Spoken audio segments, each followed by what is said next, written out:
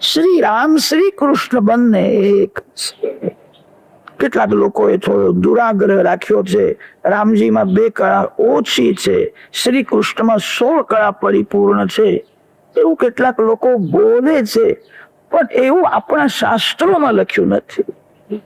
વેદો એ વર્ણન કર્યું છે રામ પરિપૂર્ણ છે. વેદોમાં રામજીનું વર્ણન આવે છે. વ્યાસ મહર્ષિએ ભાગવતમાં વર્ણન કર્યું છે રામ પરિપૂર્ણ છે, સાક્ષાત બ્રહ્મમયો હરિ. રામચંદ્રજીમાં 2 કળા ઓછી છે એવું બોલે એ વ્યાસજીને માન્ય નથી, વેદોને માન્ય નથી. રામ પરિપૂર્ણ છે. શ્રી રામ અને શ્રી કૃષ્ણ બંને એક જ છે. રામાવતારમાં બધું કર્યું પણ ગાયોની સેવા કરી નહીં, અને તેથી શ્રી રામ શ્રી કૃષ્ણ થઈને આવ્યા, બંને એક જ છે.